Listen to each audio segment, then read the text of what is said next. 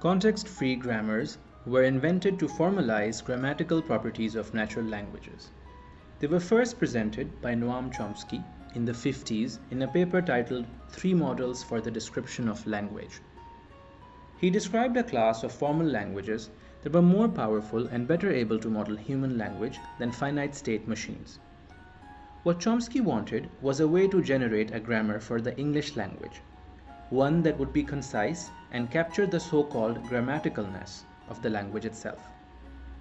He showed that finite automata were not descriptive enough to capture the varied rules of English, and that his generative grammars, which later became known as context-free grammars, were more powerful and hence a better model of human language. Sentence 1 is nonsensical but grammatical in English, whereas sentence 2 is ungrammatical. An English speaker would read sentence 1 with a standard intonation, while they would read sentence 2 with a falling intonation, expressing that something isn't right. Chomsky's grammars aim to distinguish sentence 1 from sentence 2 so that only sentences of type 1 are supported by the grammar and those of type 2 rejected. Here's an example of what Chomsky's grammar looks like as it appears in his own paper. Chomsky gives us a set of rules to generate sentences in his language. The girl took the book is one such sentence in this grammar. The first rule is the start rule by default, and we begin by copying the right-hand side of this start rule, which is np_vp. From here, it's a matter of repeatedly substituting the names of the rules with their right-hand side. So the rule VP in line 1 gets substituted with the name of its right-hand side, which is verb NP in line 2. Then the rule NP gets substituted with its right-hand side, and it has two things on the right, two phrases, the girl and the book. In this case, it gets substituted with the phrase the girl, and then the remaining phrase remains as is.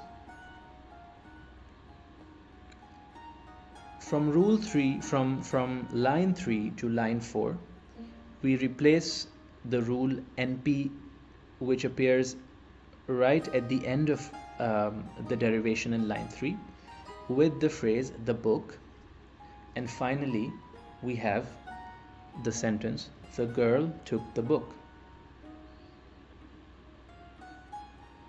It is possible to follow the rules differently and still arrive at the same sentence.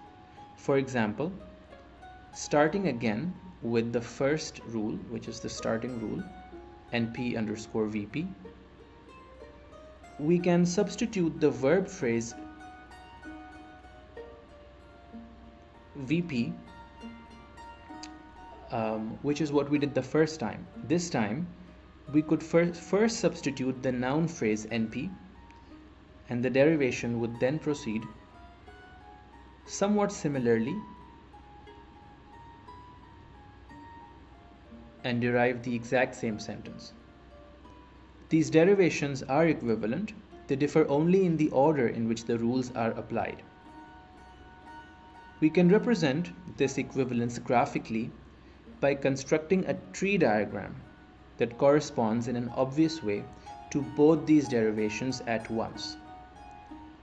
Both of these derivations can be reduced to a tree diagram in the following way. At the top node, we have the start rule, which can be broken into two rules NP and VP. For each of these rules, we can substitute for their right-hand sides. So NP gets substituted for the girl and VP gets substituted for two more rules, verb and NP, which in turn gets substituted with the phrases took and the book. We refer to this tree diagram as the parse tree of the sentence. This parse tree can no longer distinguish the permutations represented by D1 and D2, and Chomsky noted that this context freeness seems to give us a good model for the relationship that exists between grammatical constituents of the English language.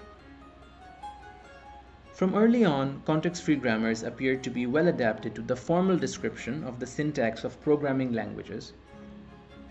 A compiler translates code written in a programming language into another form, usually one more suitable for execution. To do so, the compiler extracts the meaning of the code to be compiled in a process called parsing. One representation of this meaning is the parse tree for the code in the context-free grammar for the programming language.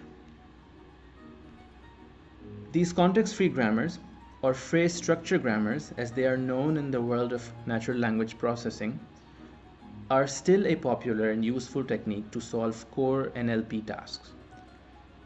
If you pick up any NLP textbook today, it will surely devote a section to discuss these CFGs or phrase structure grammars.